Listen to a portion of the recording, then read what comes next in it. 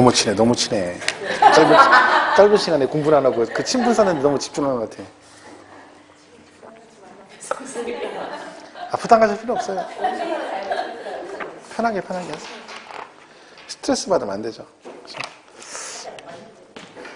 얼굴은 표정 뭐 스트레스 받는 표정이 아니야. 그렇죠? 좀 지나면 스트레스는 계속 받는데 얼굴은 계속 좋아집니다. 계속 먹어야 되거든요. 하는 거 없이 계속 먹어요. 그래서 몸이 좋아져. 그 267페이지 2장에 소득세라고 되어 있잖아요. 이 부분은 이제 개념만 보세요. 소득세라고 되어 있죠. 이름이 소득세예요. 그럼 이 말은 이건 무슨 뜻이에요? 소득이 발생했을 때 세금을 내는 거다 그런 뜻이죠. 이름이 소득세입니다. 그러면 소득은 여러 가지 소득이 있겠죠. 예를 들면 뭐 내가 돈을 벌어서 월급 그죠? 월급 받는 소득도 있고 아니면 뭐 노가다에서 돈 버는 데도 있고 아니면 지하철에서 껌 팔아가 돈을 버는 경우도 있고 아니면 뭐 포장마차 했을 수도 있어요. 자, 포장마차 해가지고요 한 달에 1,000만원씩 벌어요. 그러면 세금 내야 안 내요? 해는 안 내요. 지하철에서 껌 팔아서 1,000만원씩 벌어요. 안 내요.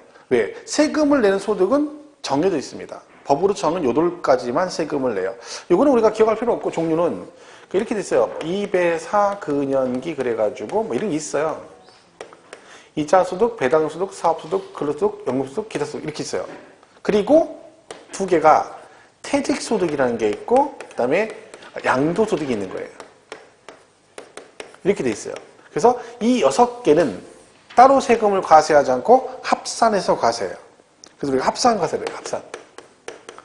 그래서 얘가 나중에 뭐가 나와? 세금이 종합소득세가 나와요. 그 직장 다니는 분들 세금 내는 이거 냈잖아요. 종합소득세. 그죠? 그게 이름이 왜 종합소득세예요? 6개 소득을 종합해서 한꺼번에 낸다 그런 뜻입니다. 그리고 이 두 개는 퇴직금하고 양도소득은 여기다 합산하지 않습니다. 따로 세금이 나와요. 퇴직금은 퇴직소득세 이렇게 나오고 얘는 뭐가 나와요? 양도소득세 이렇게 나오는 거죠. 이거는 얘네들은 이제 퇴직금 평생 한 번 보통 타는 거잖아요. 근데 이걸 여기다가 합산해버리면 세금이 많이 나오죠. 왜? 얘가 누진 세율이거든요. 소득세가.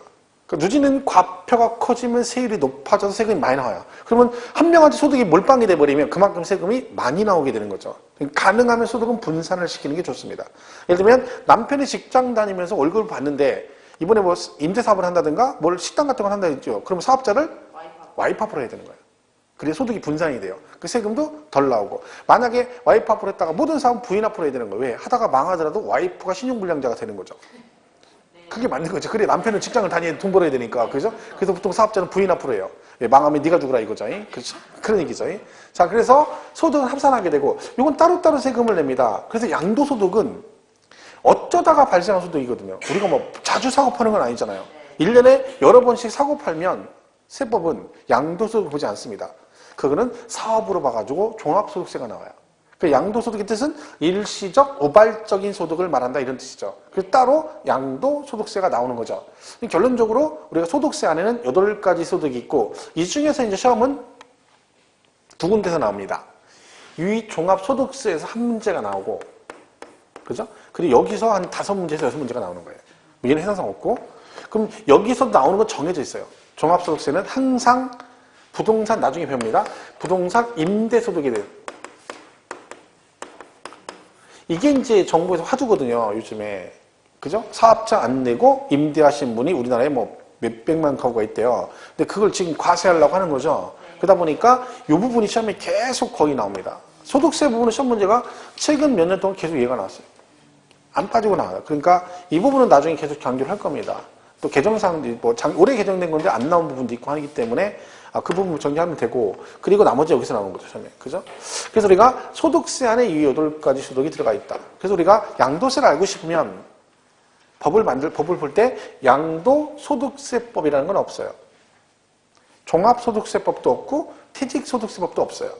뭐가 있어? 이게 있는 거예요. 소득세법. 그러니까 이걸 치면 이 8가지 소득이 쫙 나오는 거죠. 그죠? 그 중에 이제 여기 들어가 있는 거죠. 그래서 우리가 이제 주로 배우는 건 여기서 요거 있죠. 요거 관련된 거 하나 배우고, 그 다음에 나머지 전부 다 양도소득세에서 배우는 겁니다. 그걸 뭐 써놓은 거예요. 거기 2장에. 그죠? 박스에 외우지 마세요. 외울 필요 없어요. 박스에 보면 종합소득 그래가지고 2배사 근연기 6개 있고, 그죠? 그 중에서 우리가 뭘 나중에 시험에 나오냐면 그 3번에 사업소득 있잖아요. 거기 부동산, 임대업, 매매업, 건설업 이렇게 나오죠. 거기에 시험 범위에 나오는 것들이에요. 그걸 나중에 배울 거예요. 책에도 있고. 그 다음에 퇴직소득과 양도소득은 합산한다, 안 한다? 안 하고 따로 가세야 한다. 뭐 그런 얘기 써놓은 거죠. 이렇게 보시면 됩니다.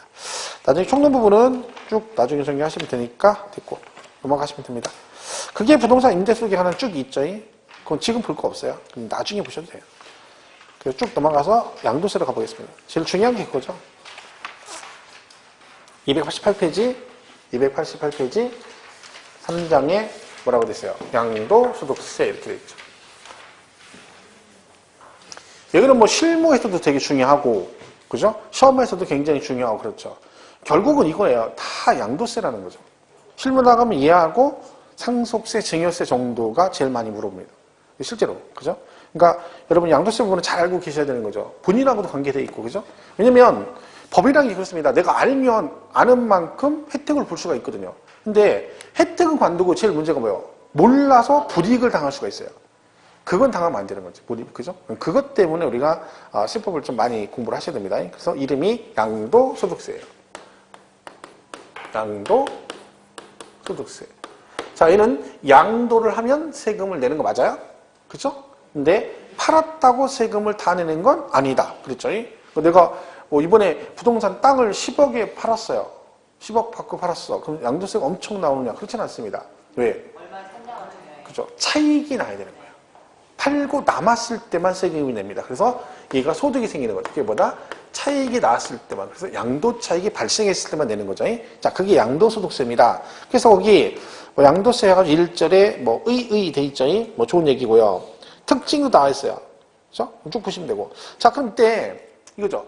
양도는 누가 양도하는 거냐면 개인이 파는 걸 말해요. 양도세는 개인을 말해요. 개인이 양도해서 차익이 났을 때 내는 세금을 뭐라 그래요? 양도소득세 그래요. 그러면 법인도 뭘 팔 수 있죠. 법인도 뭐 집 팔고 할 수 있잖아요. 주택 팔고. 자, 그럼 걔는 팔면 양도한 거잖아요. 걔는 양도세를 낸다, 안 낸다? 양도세는 안 내요. 근데 세금은 내야 돼요. 왜? 팔았으니까. 남았으면 세금을 내야 돼. 근데 걔는 뭘래? 법인세를 내요. 그러니까 법인은 법인세를 내는 거지 양도세를 내는 건 아니에요. 그러니까 양도소득세는 누구랑 관련된 거야? 개인과 관련된 거야. 여러분하고 저하고 관련된 거죠. 그죠? 그럼 양도세는요? 개인이 등기 등록과 관계없어요. 그러니까 양도세는요. 네 앞으로 등기했느냐 안 해 이게 중요한 게 아니라 돈 받고 팔면 세금 내는 거죠. 그러니까 무허가 건물이나 미등기 건물도 팔면 뭐 해야 돼? 세금 내야 됩니다. 어떻게? 돈 받고 팔면. 뭔가를 받고 팔면. 그래서 이걸 뭐라 그래? 유상이전이라고 해요. 유상이전. 이게 되게 중요한 개념이죠. 그러니까 양도세는 등기 여부 상관없이 네가 뭔가를 받고 팔았으면 뭘 내라? 양도세를 내라. 이렇게 되는 거죠. 그러니까 유상이 중요하죠. 무상이전이면 뭘 내겠어요? 취득세. 무상으로 팔면. 무상으로 주면. 상속세나 증여세를 내는 거예요. 그죠? 무상은 상속증여죠. 유상으로 내가 주었을 때는 양도세를 내는 거고 공짜로 주면 상속이나 증여가 되는 겁니다. 그죠? 그러니까 얘는 유상 이전이 중요한 거죠. 이렇게 해가지고 얘가 등기 등록과 관계없이 넘겼는데 유상으로 이전해서 뭐가 생기면 차익이 생겼을 때 내는 걸 뭐라고 한다? 양도소득세를 한다. 그런 얘기죠. 뭐 그런 걸 이렇게 나중에 보시면 돼요. 그러니까 그 288페이지 2번에 양도세 특징 나오잖아요. 그 동그라미 1번에 보면 양도소득세는 누가요? 개인이 부동산 등 과세 대상을 그 다음 뭐와 관계없이 등기 등록 여부에 관계없이 그 자산이 사실상 이전되는 경우에 과세한다. 이게 양도의 개념이다 라고 보시면 됩니다. 그럼 얘도 이제 뭐가 나오겠어요? 똑같이 나오는 거죠? 양도세도 뭐가 나와요? 과세 대상이 나온다. 그죠? 그런 얘기죠. 부동산은 무조건 들어간다 했잖아요. 그죠? 그러니까 첫 번째 뭐? 토지 들어가고 그 다음에 건물, 토지 건물 이렇게 돼 있어요. 그리고 여기 이제 뭐 있냐면 부동산에 관한 권리라고 그래요. 부동산에 관한 권리 이렇게 돼 있어요. 얘는 지금 부동산 아니죠. 권리를 팔았을 때도 양도세를 내야 된다. 이 권리가 이제 두 가지가 있어요. 하나는 남의 부동산인데 내 것처럼 이용할 수 있는 권리. 내 건 아니에요. 근데 내 것처럼 이용할 수 있는 권리에서 지상권이 있어요. 그 지상권은 여러분 뭐 민법이나 공시법에서 배우시면 되죠. 지상권. 아직 안 배웠죠? 어차피 배웠다 해도 기억은 안 나요. 그죠? 나중에 이제 이거 배웠죠? 그러면 자신있게 잘 모르지만 대답은 네 할 때가 있어요. 그때가 오겠죠? 지상권. 타인의 토지를 내가 이용할 수 있는 권리죠? 그러니까 지상권 설정하게 되면 그 계약 기간 동안에 내 것처럼 사용할 수 있습니다. 그 토지의 상, 그죠? 위에. 그 그 권리를 이용할 수 있는 권리죠. 그러니까 보통 여러분 그 은행에서 돈 빌리잖아요. 근데 은행에 돈 빌리면 저당권 설정하죠. 근저당. 그때 농지나 토지를 만약에 건물이 없는 토지를 담보로 넣으면 걔들이 저당권 설정만 하는 게 아니라 또 하나 합니다. 뭐? 이걸 합니다. 같이 해. 그러니까 보면 무슨 은행, 무슨 지점에 있는데 같은 날짜에 같은 은행에서 저당권하고 뭐 지상권 설정이 같이 돼 있다는 얘기는 걔는 볼 것도 없으니 뭐라는 겨? 토지라니 토지. 건물이 없는 토지, 나대지 같은 거 얘기하는 거죠. 왜? 내가 만약에 근저당 설정을 했다가 다른 사람이 지상권 설정해버리면 골치 아파지는 거예요. 그게. 그러니까 아예 못하게 처음부터 해버리는 거죠. 그리고 나중에 빚 갚으면 둘 다 말소해버리는 거죠. 그죠? 지상권 설정하고. 그리고 전세권 이런 게 있어요. 전세권. 그리고 임차권이 있어요. 임차권. 이 대상이 잊을만 한 번씩 나옵니다. 시험에 오래 나왔었어요. 나오면 아주 서비스 문제예요. 맞으라고 내는 문제, 맞으라고 내는 문제. 그죠? 자, 임차권은 이게 우리가 말할 때 민법에서 물권, 채권 할 때 얘는 채권이에요. 채권. 그러니까 채권은 물권에 우선할 수가 없거든요. 그러니까 이거를 만약에 채권을 팔았어요. 중요한 건 뭐예요? 이걸 돈 주고 산 사람이 이 채권을, 이 권리를 가지고 뭐 할 수 있어야 돼? 제3자에게 대항하고 그 기간 동안에 내가 그 부동산을 뭐예요? 배타적으로 사용 수익을 할 수 있어야 되거든요. 근데 채권은요, 물권에 대항을 못하기 때문에 이걸 팔았는데 나는 돈 받고 팔았는데 산 사람이 권리 행사를 못 하잖아요. 그러니까 임차권은 안 되는 거예요, 채권이라. 해서 얘는 뭐래? 등기를 해야 돼요. 그래서 등기된, 이렇게 나와요. 등기된 부동산 임차권. 그죠? 임차권은 보통 이제 할 때는 이렇게 쓰죠. 부동산 임차권 씁니다. 등기된 부동산 임차권 이렇게 하는 거예요. 그래서 중요한 단어는 이거예요. 뭐 시험에 나왔다 그러면 항상 나오는 얘기예요. 나오는 얘기. 그죠? 근데 이게 최근에 나오는데 오늘 또 나왔기 때문에 참 여러분이 운이 좋으면 내년에 또 나오면 좋은데 뭐 그렇진 않겠죠. 근데 어쨌든 이건 꼭 기억하셔야 돼요. 신문상 언급이 될 수 있어요. 이게 중요한 거죠. 뭐? 등기된 부동산 임차권 이렇게 됐죠. 그러니까 이 얘기는 그냥 양도세 대상은, 과세 대상은 지상권, 전세권, 부동산, 임차권 하면 땡 틀린 거죠. 왜? 등기된 부동산 임차권 그래야 됩니다. 이걸 뭐 앞으로 많이 하니까 알게 되는 거죠. 그럼 이 말은 얘만 여기 뭐라고 돼 있어요?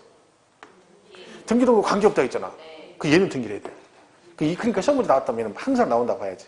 그죠? 또 실제로 많이 매번 나옵니다. 그죠? 그리고 나머지 하나가 뭐야? 부동산을 이렇게 써요. 부동산을 취득할 수 있는 권리라고 해요. 취득할 수 있는 권리. 그죠? 이게 뭐예요? 현재는 부동산이 아닌데 권리인데 이걸 가지고 있으면 어떻게 한다고? 나중에 부동산을 취득할 수 있대. 그런 얘기죠. 그렇죠. 분양권도 대표 주자입니다. 분양권. 그러니까 우리가 분양권 전매하면 양도세 내잖아요. 그죠? 그러니까 이게 뭐예요? 분양권은 권리거든요. 근데 이걸 갖고 있으면 끝까지 가면 뭐예요? 아파트 같은 거 취득할 수 있죠. 그러니까 얘는 팔면. 입주권 이런 것도 다 해당되죠. 부동산 임주권. 그 다음에 예를 들면 뭐 토지, 상환, 채권 이런 걸 나중에 배워요. 이게 채권이죠. 이거 그대로 해석하면 무슨 뜻이야? 이걸 가지고 있으면 나중에 뭐 한다고? 토지로 바꿔준다는 얘기야. 그러니까 이게 대표적인 그런 경우에요. 그 개발했는데 거기에 보상이 수용이 됐어요. 보상금을 받죠. 근데 부재지주죠. 부재지주. 그 외지인들이 와서 땅 가지고 있잖아요. 그런 사람들한테는 보상금을 안 주고 뭘 줘? 채권을 줘요. 그럼 그 사람은 나중에 채권 받아가지고 개발이 끝나면 그 해당 대가만큼 뭘 받아? 땅으로 줘요. 땅으로. 그럼 이 사람은 지금은 채권이지만 나중에 뭘 받을 수 있어? 토지를 취득할 수 있죠. 그럼 얘는 뭐가 되는 거야?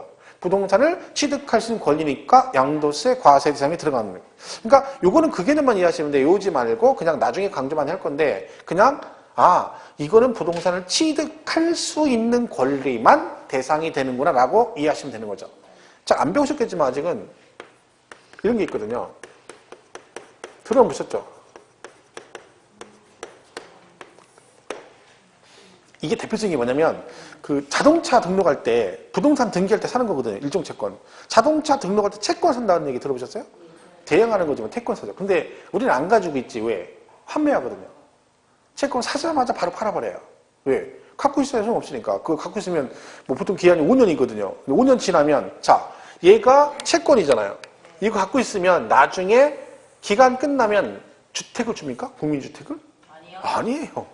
이건 만기 되면 그냥 원금에 이자 붙여 돈을 주는 거야. 그 옛날에 왜 우리 채권 산다고 그러잖아요. 채권. 가지고 옛날에 어렸을 때는요. 그거 하면서 동네 사람들이 가면서 뭐 채권 산다고 돌아다니는 사람들이 소리 지르면서 메밀봉 그거 팔잖아요. 진짜? 찹쌀떡 메밀 그거 팔 때처럼 채권 산다고 소리 지르고 다녀요. 왜? 그때는 이런 채권을 사가지고 싼 가격에 사가지고 만기 때까지 자기가 가지고 있는 거죠. 우연부담을 감수하고. 그 대신 만기 되면 원래 금액을 받을 수가 있는 거죠. 할인하는 거지 쉽게 말하면. 그죠? 근데 얘는 그게 아니죠. 요거는 뭐야? 이걸 사면 나중에 의무적으로 법에서 이 채권을 팔아가지고 그 돈으로 뭘 해? 국민주택을 지어서 기금으로 쓰는 거죠. 그 용도지 내가 이걸 가지고 있다고 해서 국민주택을 주는 건 아닙니다. 여기는 대상이다 아니다? 아니다. 이런 식으로 개념을 이해하시면 되는 거야. 그죠? 그리고 이제 여기 또 뭐가 있냐면 네 번째는 기타 자산이라는 게 있어요. 기타 자산. 여기는 이제 기타 자산 두 가지가 대표적입니다. 두 가지가 여기 있는 게 하나는 영업권이라는 게 있어요. 영업권.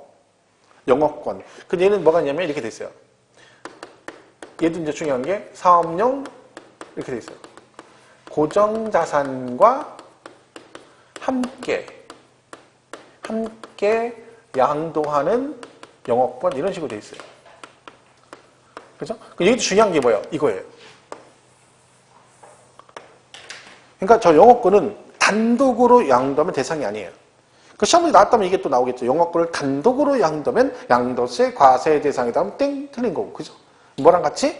고정자산과 함께 팔았을 때만 함께. 이게 중요한 거죠. 이런 거 예를 들면 그 영업권 그럼 좀 나는 권리금이라고 생각하면 돼. 권리금. 그죠? 근데 권리금은 받는데 이런 거죠. 예를 들면 내가 남의 건물에 새 들어서 식당하고 있어요. 그죠? 근데 아직 계약 기간이 남아가지고 그 식당을 권리금만 받고 넘길 수도 있죠. 그러면 건물은 안 넘기고 내 거 아니니까 뭐만 식당의 권리만 받고 넘긴 거잖아. 그때 권리금은 단독 양도가 되는 거니까 대상이 아닌데 이런 얘기죠. 근데 뭐라는 얘기는 건물 내 건데 내가 내 건물에 식당을 하고 있다가 그 식당을 권리금 받고 넘기면서 건물까지 같이 파는 거예요. 그러면 건물 10억에 권리금 1억을 받았다? 그러면 그 권리금 1억 받은 것도 뭐한다? 대상이 들어갈 수 있다. 그런 뜻입니다. 그럼 여기 중요한 게 뭐겠어요? 이 단어가 중요한 거죠. 함께가. 그죠? 그리고 여기 또 있어요. 4개 있는데, 그죠? 그 다음에 특정 시설물 이용권 이런 게 있어요. 특정 시설물 이용권, 회원권. 이런 게 있습니다. 그러니까 대표적인 게 뭐겠어요? 골프나 콘도 이런 것들 얘기하는 거죠. 그죠? 이것도 팔면 세금 내야 됩니다. 그러니까 취득세도 내고 양도세도 내야 되는 거죠. 그럼 뭐 평창 이런 데 뭐 한번 대관 이쪽에 골프장 많잖아요. 그죠? 그런 회원권들 다 가지고 있는 것들은 전부 다 대상입니다. 그죠? 여러분 여기서 나중에 평창 동계올림픽 하면 여기서 가면 되겠네. 그죠? 구경으로. 참일해서 못 가죠. 숙박은 걱정 안 해도 되잖아요. 그죠? 여기 가면 되니까. 요새 난리죠. TV에서. 그죠? 100만 원? 말도 안 되는 얘기죠. 근데 그게 숙박권을 100만 원씩 받으면 아무도 안 가죠. 가격을 높이 받으면 뭐예요? 안 가면 그만인데. 근데 그걸 뭐 100만 원 받는다고 누가 안 가면 다 톡톡 비는 거죠. 근데 그것 때문에 올림픽을 완전 망치는 거죠. 외국인들이 표를 샀는데 숙박비 때문에 그럼 그 이미지 진짜 나빠지는 거죠. 근데 뭐 이해는 합니다. 또 거기서는 또 한철이니까. 근데 받을 만큼 받아야 되는 거죠. 너무 심하죠. 하루에 뭐 숙박비 100만 원이면 4인 가족 하면 저 같으면 하루에 머리에 총만 안 갑니다. 거기는. 못 들어가. 집에서 TV 보면 콜라요. 그리고 뭐 하계올림픽도 동계올림픽은 쇼트트랙 빼고는 볼 게 없거든요. 솔직히. 관심 없고 산다. 근데 그거를 가뜩이나 지금 표도 안 판이는데 거기다가 막 숙박비 그러면 더 안 가지. 그 문제가 생길 수 있는데 근데 뭐 그건 우리가 뭐라고 할 수 없어요. 왜? 거기서 그냥 하겠다는데 어떡할까요? 그 사람은 그 돈 받는 거 우리는 안 가면 그만이고. 그죠? 그런 거죠. 그러니까 집에서 TV 보는 게 최고예요. 그게 스릴 있고 설명도 해주고 잘 보이고. 그죠? 돈 막 잔뜩 주고 갔는데 막 잘 안 보이는데 가가지고 막 이렇게 하고 막 노안이 막 망령 이렇게 보면 이게 무슨 의미가 있어? 역사적 의미는 있겠죠. 참석했다는 역사적 의미. 근데 그게 무슨 상관 있어? 집에서 봐도 다 참여하는 거예요. 그죠? 굳이 그럴 필요 없는데. 너무 비싼 것 같아요. 그죠? 그러니까 여기 다시 4개가 있거든요. 나머지 2개는 주식 얘기라 잘 안 물어봐요. 2개만 잘 기억하면 되는 거죠. 그죠? 그러니까 여기서 지금 결코 또 하나가 뭐 주식 등 이렇게 돼 있어요. 그리고 파생상품 이렇게 6개예요. 그러니까 주식도 양도세는 냅니다. 물론 뭐 다 내는 건 아니에요. 대주주 뭐 이런 게 기관 있죠. 소액주주는 일단 안 내고. 그죠? 그리고 파생상품은 선물옵션 같은 건데, 그죠? 이런 것들이죠. 이것도 원래 안 내다가 작년부터 이제 개정돼서 내기 시작한 거죠. 파생상품 해가지고 선물옵션 우리와 관계없어요. 그죠? 자, 그러면 대상이 이렇게 6개잖아요. 그죠? 그럼 여기서 사실은 제일 중요한 게 뭐냐면, 나중에 강조하는데 제일 중요한 게 이 제목이에요. 큰 제목 있죠? 이게 되게 중요해요. 왜냐면 나중에 뭘 꼭 기억하시냐면 이게 토지, 이렇게 돼 있죠? 건물, 그 다음에 부동산에 관한 권리, 그 다음에 기타 자산, 이렇게 돼 있어요. 그리고 주식 등, 이렇게 돼 있죠. 얘는 시험에 안 나와요. 안 나온다고 봐야 돼. 대상만 물어보면 돼. 그러니까 대상은 나올 수 있어요. 근데 거의 안 물어봐요. 왜? 얘는 뭐예요? 부동산 아니니까 상관없는 거죠. 근데 나머지 5개 있죠? 얘네들은 기억할 게 이게 이렇게 묶고요. 이렇게 묶어요. 그러니까 2개는 항상 그룹을 줘요. 그룹을. 항상 누구만 따로야. 주식 따로고 나머지 토지, 건물, 부동산에 관한 권리, 기타 자산이 항상 묶어가요. 그러니까 이걸 머릿속에 박아놔야 돼요. 왜냐면 얘가 세법을 기준을 적용할 때 이 4개가 똑같고 얘가 달라요. 항상 얘만 그래요. 나중에 많이 배워요. 예를 들면 나중에 뭐 예정신고 기한 같은 거 배우거든요. 뒤에 가서 예정신고 기한 할 때 뭐라고 나와? 얘네 넷이 똑같고 얘는 달라요. 구분이 되는 거. 주식만 따로 해요. 그 다음에 뭐 취득시기 의지할 때도 얘 따로 얘네 넷이 똑같고 나중에 기본공제 배울 때도 이 4개 똑같고 얘 다르고 막 그래요. 그러니까 그 기준이 되게 많죠. 그러다 보니까 머릿속에 일단 얘가 나오면 나중에 뭐 주식은 따르고 나머지는 뭐다? 묶어서 같은 기준을 적용한다. 그런 얘기죠. 그러니까 이걸 따로따로 적용하는 게 한꺼번에 적용한다. 똑같이. 그죠? 얘만 따르고. 근데 그게 우선이어야 돼요. 사실은요. 그리고 나서 어떻게 되는 거야? 세부적으로 들어가서 임차권 나온 법, 등기된 이렇게 하는 거고 영업권 나온 법, 함께 이렇게 하는 거죠. 그러니까 대상 자체를 물어볼 때는 얘하고 얘는 막 무조건 나와요. 얘하고 얘는. 얘가 정답인 경우 대부분이에요. 그리고. 그죠? 그렇게 보시면 되는 거죠. 근데 얘는 올해 시험에 나왔다 할지라도 뭐가 중요한 거야? 무조건 대상은 외워야 돼요. 왜? 저걸 못 외우면 뒤에 가서 취득시기 의제라든가 아니면 뭐 예정신고 기한이라든가 기본공제 결수금 통사 이런 거 하나 못 풀어요. 문제를. 그렇기 때문에 이 큰 제목은 꼭 중요한 거죠. 토건부기 4개 갖고 뭐 주식은 항상 따로다. 그 지문상에 이렇게 뭘 한다 그러면 무조건 틀린 거예요. 따로따로라는 얘기니까. 예를 들면 이렇게 나와요. 자, 동일 연도에 같은 연도에 토지와 주식을 양도한 경우 결손금을 통산한다. 통산에 합산한다는 얘기죠. 자, 토지하고 주식을 팔았는데 결손금이 생기면 서로 통산한다. OX. 무조건 틀린 거야. 내용이 뭔지 모르지만 무조건 틀린 거야. 결손금 통산이 뭔지 몰라. 근데 중요한 건 뭐야? 토지와 주식을 했는데 둘이 뭘 합산한다는 얘기잖아. 그럼 무조건 틀린 거예요. 왜? 그런 거 없어요. 이렇게는 없어. 얘 따로, 얘 따로야. 예를 들면. 그런 식의 문제가 나와요. 예를 들면. 근데 그런 것도 쉽게 맞출 수 있죠. 근데 뭘 알아야 돼? 이게 구분되는 걸 알아야 문제를 풀 수가 있는 거죠. 얘가 제일 우선이에요. 그죠? 그러니까 대상은 얘가 더 중요한 거다. 기본적으로. 그죠? 그걸 우리 교재로 막 설명을 잔뜩 해놨죠. 근데 볼 필요 없고, 289페이지 2절에 양도세 과세 대상에는 박스 있죠. 1번 부동산, 2번 부동산에 관한 권리, 3번 주식 출자 지분, 4번 기타 자산, 그리고 5번 파생상품 이렇게 돼 있죠? 그 제목만 보시면 돼요. 뒤에 가면 거기 뭐 290페이지부터 부동산에 관한 권리, 뭐 기타 자산 쭉 나와요. 지금은 읽을 필요 없어요. 나중에 한 번 정도 세부적인 내용을 볼 건데 시험에서는 뭐 구체적인 잘 안 물어봐요. 어차피 지금 나오는 것들만 가지고 충분히 풀 수 있는 문제고, 그렇죠? 그러니까 큰 제목 위주로 잘 기억하시라. 쓸데없이 거기 막 지분 뭐 나오고 하는 것들 외우지 마세요. 제가 안 한 걸 하지 마세요. 하지도 않는데 불필요가 없는 거죠. 하라는 것만 하라니까, 하는 것만. 자, 문제가 얼마나 쉬운지 한번 볼게요. 안 풀라겠는데 295페이지 보면 확인학습 문제가 하나 있어요. 295페이지에. 그죠?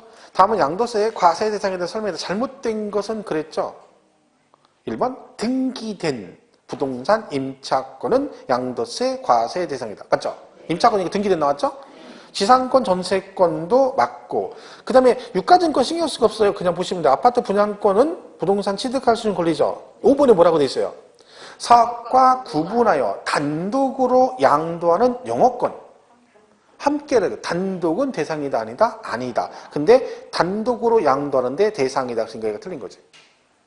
그럼 이 문제 별로 어렵지 않죠. 지금 금방 우리 시험 문제가 실제로 그렇게 나와요. 얘는 나오게 되면 그러니까 뭐 이건 뭐 신경 쓸 필요가 없는 거죠. 그러니까 걔가 문제가 아니라 뭐가 중요하다? 토건보기 따로, 주식 따로 이게 머릿속에 딱 박혀 있으면 돼요. 그 이걸 이제 뒤에 가면 계속 나와요. 저런 식으로. 그룹으로 두 개로 나눈다. 그죠? 되겠죠? 3들의 양도의 개념의 형태는 1번에 양도의 정의해가지고 나와 있죠? 그게 아까 한 거죠. 소득세법상 양도란 자산에 대한 등기 또는 등록과 관계없이 자산의 유상으로 사실상 이전되는 걸 말한다. 그죠? 그런 얘기들이 써 있는 거죠. 보시면 되죠. 넘어가면 291페이지에 중요한 게 뭐냐면 이거예요. 얘네가 지금 양도라고 했잖아요. 그러면 구분을 해야 되는 거죠. 어떤 경우 양도로 보고 어떤 경우는 양도가 아니냐. 그러니까 세법상 정해졌어요. 이런 경우는 양도로 보고 이런 경우는 양도로 보지 않겠다 구분해놨어요. 시험 문제 어떻게 나와? 이런 경우는 양도로 보니 안 보니 맞았니 틀렸니 이렇게 나오는 거죠. 그죠? 그걸 구분하는 거죠. 자, 그래서 우리 교재는 양도 행위로 보는 경우 해가지고 나옵니다. 자, 그러면 양도로 보는 대표 주자가 거기 뭐라고 돼 있어요? 매도라고 돼 있는데 이런 거잖아요. 갑, 을 둘이 매매를 했어요. 얘가 아파트를 이런 거죠. 갑이 아파트를 을한테 팔았어요. 그죠? 뭐 받고? 돈 받고 팔죠. 돈 받고. 이 돈을 있어 보이게 뭐라 그래? 금전이라고 그러지. 금전. 돈 받고 팔죠? 자, 이렇게 하면 우리 계약서 쓸 때 무슨 계약서 쓴다고 했죠? 매매 계약서 쓴다고 그랬죠. 매매 계약서. 지금 이 얘기거든요. 매매를 한 거예요.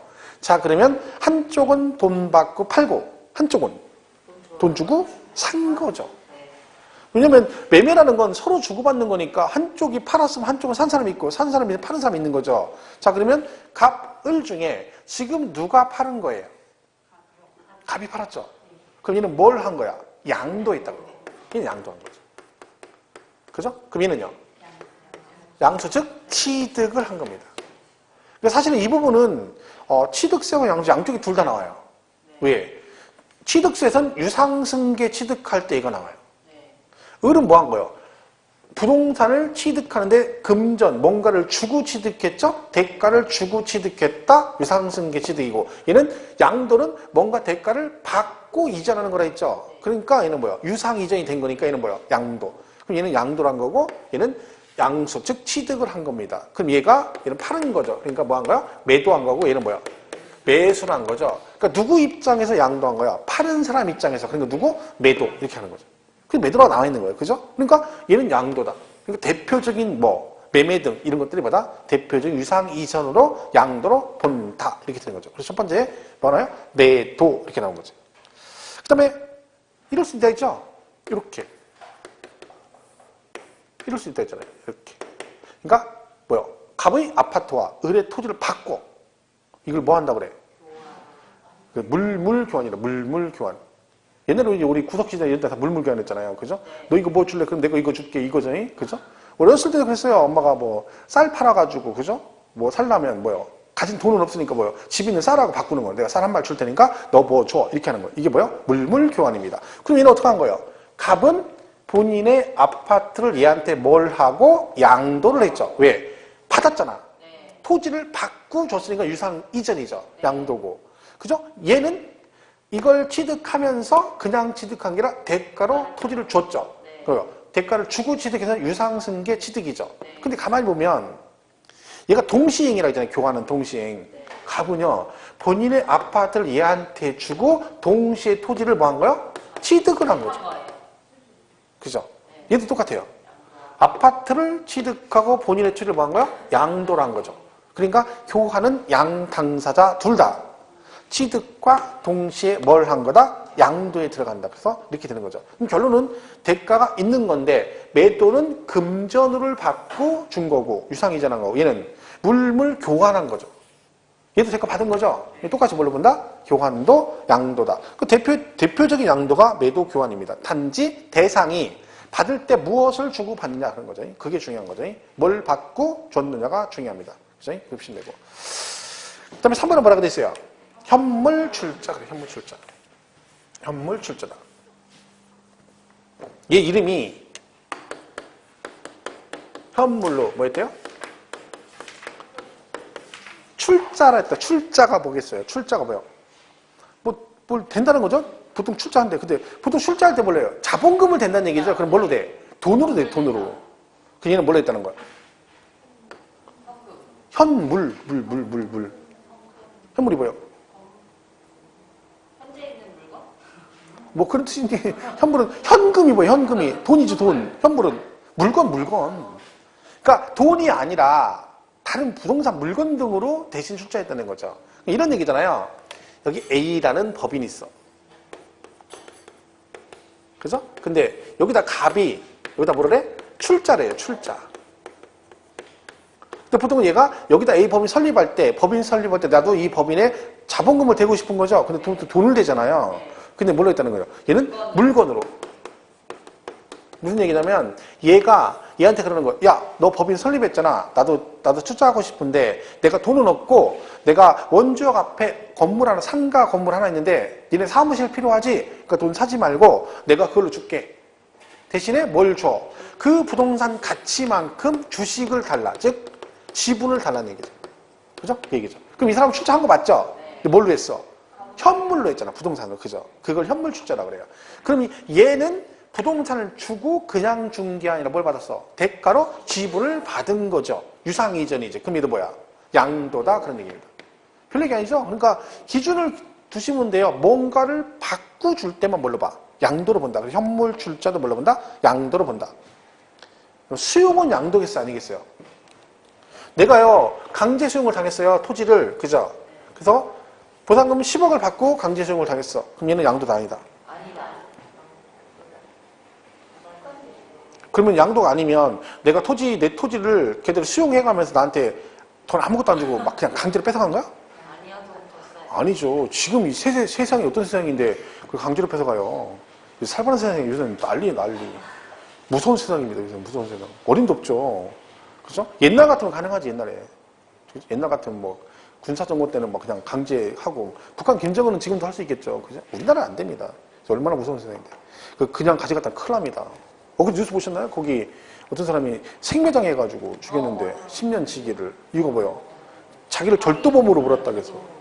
근데 그 사람 입장에 내가 읽어보니까 억울할 수는 있어요. 왜냐면 그 죽은 여자가 자기 무슨 동거남이 있는 그 집에 가서 뭐 좀 갖다 달라고 한 거야. 그래서 그냥 갖다 준 거예요. 근데 그게 절도로 몰아가지고 이 사람이 절도범이 된 거야. 그래가지고 그 사람, 그 여자를 죽였어요. 여기 어디, 여기다 죽였죠? 이쪽 강원도 쪽에다 어떻게 묻었죠? 철원인가 어디 화천이가.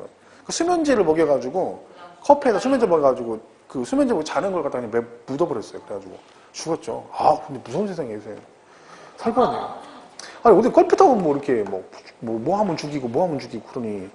그죠? 부부지간도 조심해야 돼, 부부지간도. 똑같아요. 그 진짜 와이프, 내가 그래서 항상 남자들 그랬더니 와이프 조심해야 됩니다. 지금은 내가 눈 뜨고 있으면 내가 이기는데 좀 감으면 누가 이길지 몰라요. 내가 먼저 잠들어서 그러면 내가 아침에 눈 못 뜰 수도 있어요. 와이프가 잠이 늦게 들면. 그러니까 조심해. 눈 뜨고 있으면 내가 이기지. 힘이 세니까. 동시에 잠들었어. 근데 내가 잠을 못 깨면 내가 아침에 못 일어날 수 있어. 절대 그러면 안 돼요. 저는 그래서 와이프한테 항상, 그렇죠? 조심해서 합니다. 조심해서. 옛날하고 틀려요. 옛날에는 뭐 남편이 막 그러면 여자가 뭐 가만히 있어. 요즘은 그런 게 어딨어요. 너 그랬어? 한번 더 죽어볼려? 이렇게 돼요. 그 여자 아시죠? 여자가 남편 독살하고 그다음에 시어머니 독살하고 다시 결혼해 또 남편 재혼해서 그 남편 죽이고 딸 죽이고 하다 보험금 팔려다가 걸렸잖아요. 무서운 세상이니까. 그러니까 시어머니 죽이고 전 시어머니 남편도 독살했어요. 그래서 사망보험금 타가지고 재혼했어. 재혼한 남편 또 죽였어. 자기 딸도 죽이려고 같이 배운 딸은 사는 거예요. 딸한테도 뭐 병원 치료비 받는다고 또 하다가 이상하니까 이제 그 조사하다 보니까 이렇게 된 거죠. 이 여자는 이거 타가지고 동호회 가가지고 막, 그죠? 몇 천만 원짜리 뭐 자전거 사고 막 스키 타러 다니고 회원권 끊어가지고. 야, 무서운 세상입니다. 근데 이걸로 다 죽인 거야.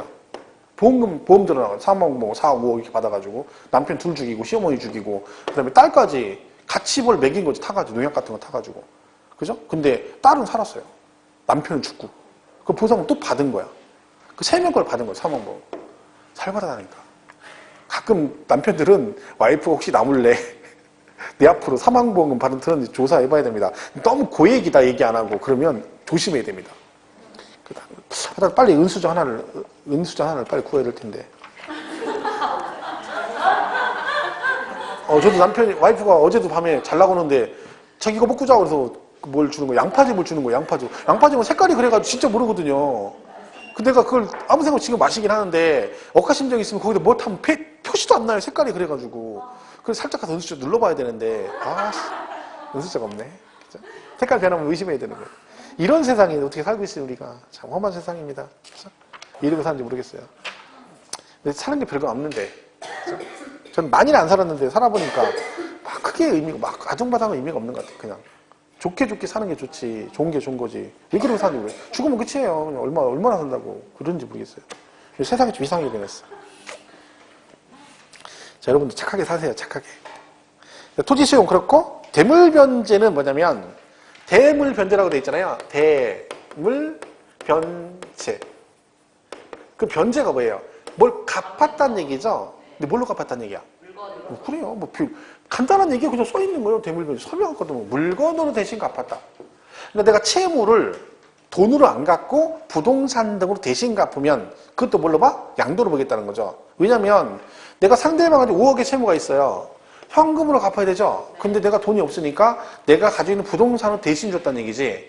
그럼 내가 친구한테 돈 빌려서 못 갚으니까 부동산 대신 갚았어. 소유권 넘어갔죠? 그 얘도 양도로 보겠다는 거야.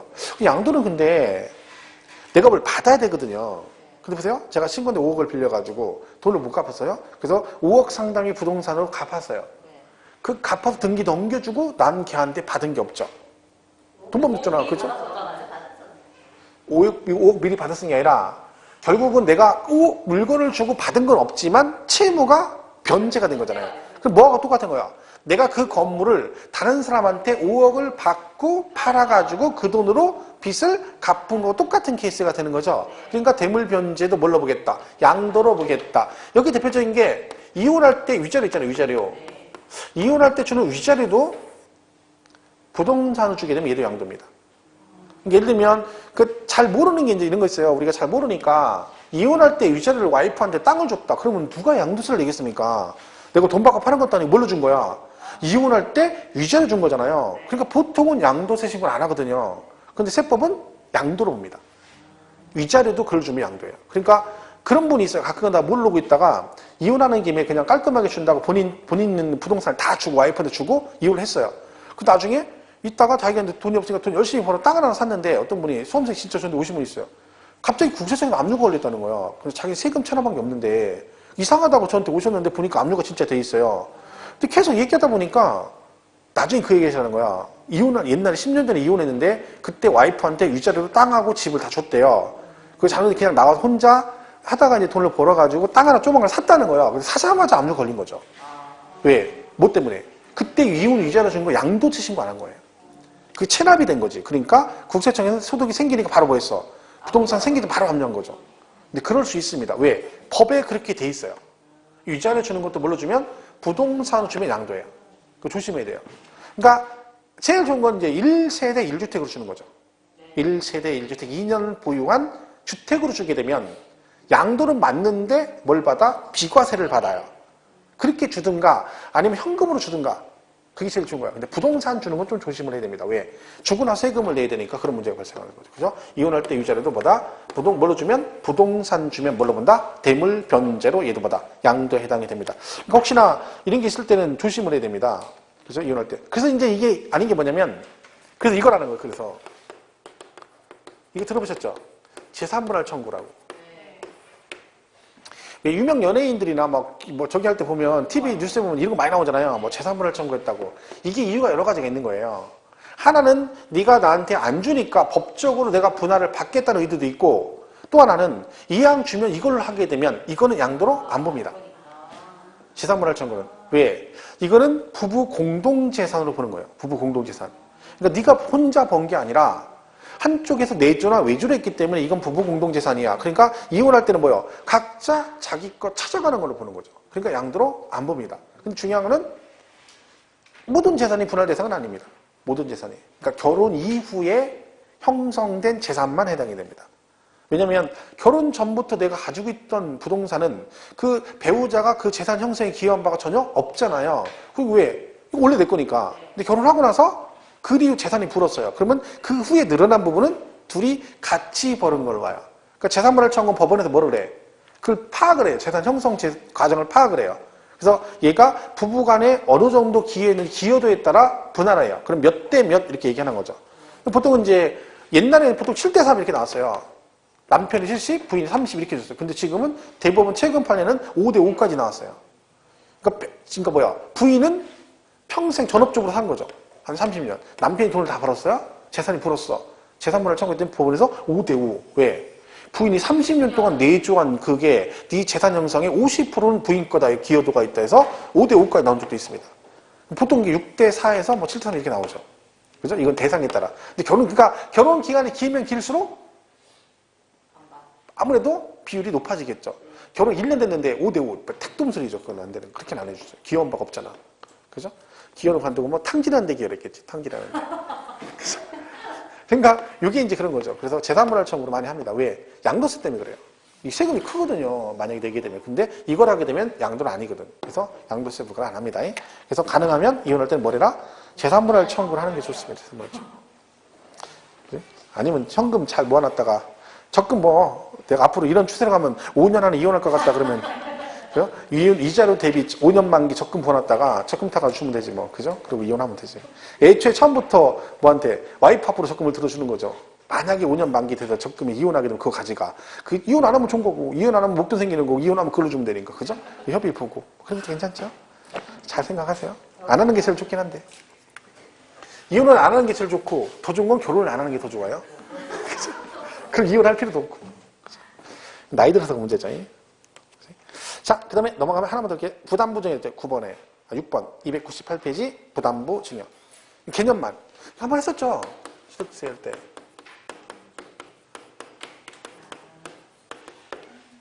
그죠? 이거는 실제 실무에서 많이 나와요. 이런 거 많이 해요. 그러니까 어떤 경우? 보통 어떤 관계 많이 하면 부모 자식 간에 증여해 줄 때 세금이 많이 나오니까 부담부 증여 들어봐가지고 이걸 많이 해요. 왜? 이 부담부 증여가 전체를 증여하는 것보다는 세금이 덜 나오거든요. 일반적으로. 그러니까 그걸 이제 많이 하죠. 근데 조심해야 됩니다. 이게 무조건 되는 건 아니에요. 그래서 일단 얘는 뭘 했어? 증여한 거죠. 공짜로 준 거예요. 근데 뭐 했다는 거야? 조건부라는 거. 이거 뜻이에요. 그러니까 그냥 준 게 아니라 껄쩍지근하게 조건을 걸은 거죠. 야, 이거 내가 한테 공짜로 줄게. 그래서 가져가려고 탁 하니까 손을 탁 잡는 거죠. 대신 뭐 있어? 조건이 있어. 뭐 네가 내 대신 뭔가를 부담해라. 이게 말 그대로 부담부 증여입니다. 간단한 얘기죠. 그래서 이런 걸 했죠. 건물이 이렇게 있는데 얘가 시가 10억 상당의 부동산이 있는데 이거를 갑이 을한테 뭘 해준다고요? 증여를 해줘. 그럼 얘를 뭐라고 하냐면 증여자 그럽니다. 이름 얘는 뭐라 그래요? 수증자라고 그래요. 증여자, 수증자 이렇게 된 거죠. 얘가 얘한테 10억짜리 공짜로 주면서 조건을 건 거죠. 그 조건이 뭐다? 이거 살 때 옛날 돈 빌린 거 아직 못 갚아서 3억의 저당권 설정이 돼 있는 거죠. 이 채무인 거죠. 이 채무는 누구의 채무다? 현재? 갑의 채무죠. 그렇죠? 근데 갑이 지금 뭐라 그러는겨? 내가 이 10억짜리를 너한테 공짜로 줄 테니까 네가 대신 뭐라? 이 3억을 대신 갚아라. 내 대신 뭐라? 부담해라. 그런 거죠. 그런 조건으로 주는 걸 뭐라고 한다? 부담부 증여 그럽니다. 이게 부담부 증여예요. 자, 그럼 세법 어떻게 보냐? 자, 일단 그림상으로 봤을 때 내용상 겉으로 봤을 때는 갑이 을한테 돈을 받은 건 없죠. 그러니까 표면상으로는 10억을 그냥 다 준 거니까 뭐 한 거예요? 증여를 한 거예요. 그러면 얘가 전체를 다 증여한 게 되는 거죠. 증여한 게. 그죠? 근데 내용을 보면 이게 뭐예요? 이 3억은 원래 누구의 채무다? 갑의 채무인데 얘가 을한테 떠넘긴 거죠. 그럼 무슨 뜻이 돼버리는 거예요? 을이 대신 갚는 거니까 이 말은 뭐하고 똑같아요? 갑이 을로부터 3억을 받아서 갚은 거고 똑같은 게 되는 거지. 그러니까 얘는 뭐예요? 이만큼은 돈 받고 파는 걸로 보겠다는 거예요. 유상으로 이전한 걸로 보겠다. 그럼 뭘로 본다는 거예요? 양도로 본다는 거예요. 그림상으로는 증여인데 전체. 근데 이렇게 그 나머지 7억만 뭘로 본다? 이것만 증여로 보겠다는 거죠. 이게 부담부 증여예요. 그러면 얘가요. 7억은 증여세가 나오고요. 3억은 양도세가 나온다는 얘기죠. 그러면 이 봤을 때 다른 조건이 그냥 없다고 볼 때 이것만 놓고 봤을 때 10억 전체를 증여한 걸로 봤을 때와 이걸 이렇게 나눠서 증여세, 양도세 이렇게 내는 거하고 어느 게 유리하냐? 나누는 게 유리한 거예요. 그러니까 부담부 중에 일반적으로 유리해요. 근데 이거는 무조건 얘가 유리하진 않아요. 따져봐야 되는 거야, 세금은. 근데 일단 기본적으로 얘가 유리해요. 왜? 증여세가 세율이 높아요. 일단 증여세는 최저 10%부터 해서 50%까지 간다겠죠. 누진세율이에요. 10, 20, 30, 40, 50. 그러니까 30억 넘어가면 초과되는 금액 50%가 세금이라는 거죠. 그러니까 100억을 증여받았다 그러면 거의 한 반절 낸다고 보면 돼요. 반절. 30억 넘어가면 그렇게 되는 거죠. 세금이. 그죠? 왜? 보세요. 100억이면 70억, 초과된 70억 50%가 세금 아니에요. 35억이죠. 30억에 대한 세금 10억 얼마 나오거든요. 그럼 40몇 억 되는 거예요. 그럼 45억. 거의 반절 가까이 되는 거죠. 상속세 똑같아요. 그죠? 세율이 똑같아요. 그러니까 세금 엄청 나오는 거지. 근데 이렇게 되면 얘만 증여세 내고 요건 뭘래? 양도세를 내거든요. 양도세율이 좀 낮죠. 누진으로 간다. 2년 이상 후에 누진으로 가면 6에서 40이거든요. 근데 구간별로 틀리니까 얘가 세금이 덜 나오는 게 사실이에요. 그래서 부담부 증여를 많이 하는 거죠. 왜? 이게 유리하니까. 그럼 얘는 증여세를 내고 얘는 양도세를 내요. 그러면 이 3억에 대한 요 7억 있죠? 증여세 내죠? 이 증여세는 누가 낼까요? 여기 납세의 문제는 갑과 을 중에 누구? 을이 내죠. 수증자가. 그러니까 이제 헷갈리면 이 헷갈리는 사람이 있어요. 누가 낸지. 이런 거지. 자, 사람이란 양심이라는 게 있는 거죠. 제가 여러분한테 밥을 사줬어. 예를 들면 밥을 사줬어. 그죠? 그러면 밥 먹고 나면 뭐라고 해 나한테? 맞습니다. 커피 한 잔 사드릴게요. 훌륭하죠. 그렇죠. 고맙습니다는 당연한 거예요. 뭐라 해야 돼? 커피는 제가 사겠습니다. 이게 사람 기본 양심인 거예요. 다음에 필요 없어. 다음에 언제 안 오면 그만인데. 그죠? 내가 10억짜리를 공짜로 줬어. 그러면 양심 있으면 세금은 누가 내야 돼? 받은 사람이 내는 거예요. 그러니까 증여세 항상 수증자가 내요. 그러니까 증여를 하게 되면 증여자는 세금을 아무것도 안 내는 거예요. 누가 내는 거야? 수증자가 증여세 내고 본인 앞으로 등기해야 되는 거 뭐 내? 취득세를 내는 거죠. 그게 그거거든. 근데 그러면 증여세는 누가 내는 거야? 7억에 대한 증여세는 을이 내는 거야. 그죠? 을. 그리고 3억에 대한 양도세는 누가 낼까요? 그건 갑이 내는 거야. 왜? 갑이 돈을 받고 파는 걸로 본다. 그럼 납세는 이렇게 되는 거예요. 다른 거지, 납세 의무자가. 만약에 10억 전체를 증여했다 그러면 누구만 납세 의무가 있는 거? 을만 납세 의무가 있습니다. 얘가 증여세 내고 얘가 취득세를 내면 되는 거예요. 그러니까 여러분이 만약에 부모님보다 증여를 받잖아요. 그러면 부모님은 세금을 내는 게 없어요. 여러분이 받은 형제가 10억인데 만약에 5억씩 받았다 둘이 증여를. 그러면 각자 받은 5억에 대해서 증여세를 내면 돼요. 각자. 취득세도 각자 내면 되는 거죠. 그죠? 그러니까 증여세는 각자 받은 금액에 대해 세금을 내요. 상속은 좀 다르죠, 상속. 상속은 내가 5억 상속받고 얘도 5억 상속받았어. 그럼 상속세를 5억 따로따로 계산하는 게 아니라 그 돌아가신 분 총 재산 10억이었잖아요. 그걸로 세금 계산해요. 상속세는. 그러니까 상속세는 돌아가신 분 총 재산을 기준으로 계산하고 증여세는 받은 거, 내가 받은 걸과 그 차이가 있어요. 그러니까 상속세가 큰 거죠. 왜? 5억이 아니라 10억의 상속세 계산해서 그걸 나눠내는 거야. 그러니까 그게 더 큰 금액이 큰 거죠. 그죠? 그 차이가 있어요. 그죠? 증여는 또 공제가 있고. 그래서 요걸 기억하시면 돼요. 부담부 증여는 채무 부담부 뭘로 본다? 양도로 보는데 이때 세금을 누가 낸다? 증여세는 수증자인 을이 내고 양도세는 누가? 갑이 낸다. 이걸 뭐라 그래요? 부담부 증여 그럽니다. 근데 이게 이제 부모 자식 갈 때는 다릅니다. 근데 어쨌든 개념은 이렇다. 나중에 취득세가 연관되는 거 이게 취득세고. 그럼 얘는 뭘 내요? 취득세를 낼 거 아니야, 취득세를. 그럼 취득세 내죠. 근데 문제는 뭐야?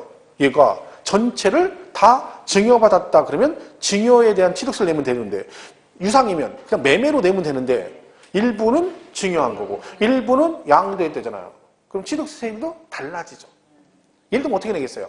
그냥 가는 거 그냥 그대로. 이게 시험에 취득세 여러 번 나왔거든요, 최근에. 이건 되게 외울 것도 없는 게 간단한 거죠. 왜? 생각하면 돼요. 자, 얘가 채무액 이거 있죠. 이거는 주는 애가 어떻게 했다고? 돈을 받고 팔았다잖아. 나는 돈 주고 산 거죠. 그럼 뭐야? 나는 돈 주고 산 거죠. 유상취득이다. 이렇게 되는 거죠. 매매등이죠. 매매등. 그죠? 얘는요. 주는 애가 공짜로 줘야 되잖아. 그럼 나는 공짜로 산 거죠. 무상승계취득이 되는 거예요. 그럼 얘는 뭐야? 이 채무부담부는 뭐야? 유상으로 보니까 일반 매매로 봐서 일반 매매세율을 적용하면 되고 그리고 채무를 제외한 나머지 부분은 뭘로 본다고? 증여한 걸로 본다잖아. 그럼 세금을 어떻게 해? 증여세율을 적용하는 거죠. 우리 취득세 볼 때 증여는 3.5%고 일반 매매는 4%예요. 세율이 틀리죠. 그럼 세금 어떻게 되는 거예요? 요 3억에 대해서는 취득세가 4%가 나오고 요거는 7억은 3.5%이 얘기예요. 이 얘기잖아. 근데 이거는 외우는 게 아니라 그대로 가면 돼요. 나중에 배울 때. 취득세도 설명할 거거든요. 근데 이거는 따로따로 놓고 보면 헷갈리는데 한꺼번에 정리하면 되죠. 어차피 매매했다는 얘기는 한쪽은 취득하고 한쪽은 파는 거니까 한쪽이 이렇게 팔았다 그러면 산 사람도 똑같은 방법으로 샀겠죠. 그러니까 얘가 전체 증여가 아니라 일부는 증여, 일부는 유상이니까 양도니까 취득한 사람도 일부는 유상으로 취득한 거고 일부는 무상으로 취득한 걸로 봐서 세금을 각각 나눠서 세금을 내라. 이렇게 되는 겁니다. 근데 이 부분이 이제 취득세도 최근에 2번이나 나왔었죠. 근데 이건 어려운 얘기 아니에요. 지금 뭐 들었을 때 그런 거지. 이건 뭐 엄청 많이 하겠죠. 또. 그죠? 같이 보시면 되는 거예요. 나중에 계속 강조합니다. 그래서 이렇게 보시면 돼요. 부담부 증여는 뜻이 뭐다? 증여했는데 뭔다? 조건부로 증여했다. 그냥 안 주고 뭔가를 네가 대신 내는 조건으로 이렇게 보시면 되는 거죠. 그죠? 그렇게 해서 뭐 그런 얘기 있다 보시면 됩니다. 자, 거기까지만 하겠습니다. 거기까지 하고. 너무 많이 했죠? 시간이 뭐 이렇게 빨리 뛰고 있죠? 문제 하나만 풀어볼게요. 많이 안 풀고. 머리 아플 것 같아서. 표정이 벌써 막 우울해. 근데 이거 한다니 이것도 반갑죠? 하나만 풀고 집에 갈 거니까. 집에는 안 가죠? 딴 데 가겠지. 설마 도서관 가서 공부하진 않겠죠? 아, 오후에 수업하는구나, 참. 아, 그렇죠, 그렇죠. 민법 열심히 하셔야죠. 좋은 현상이에요. 여러분, 지금 만약에 안 하고 민법 특강 안 하고 집에 가면 집에 절대 공부 안 합니다. 안 봐도 비디오지 뭐. 무슨 공부야, 공부는. 그죠? 막 집에 가면 급 피곤해지죠. 뭐 굉장히 큰일 한 것처럼. 남편만 불쌍한 거야, 남편만. 남편 죽으라고 일하고 퇴근하고 왔더니 뭐라 그래. 밥도 안 주고 막. 안 주니까 뭐래. 피곤한데. 왜 하니까. 아우, 공부하느라 피곤했대. 그 신랑은 나가 놀았어? 진짜 어이가 없다니까, 진짜. 178페이지. 자, 문제 하나만 풀어볼게요. 쉬운 거. 어려운 거 풀면 또 기죽으니까 178페이지. 근데 이것도 어려울 수 있어요. 왜? 배운 지 지난주에 납세입니다. 지난주에 배웠거든요. 178페이지 12번. 했죠? 178페이지 12번. 지방세법상 재산세 납세제 및 납세 의무자에 관한 설명 중 틀린 것은 1번 토지의 납세지는 토지의 소재지 관할하는 시군 지방자치단체 구이다. 맞나요? 네. 맞죠? 2번 건축물의 납세지는 건축물의 소재지 관할 시군이다. 맞아요.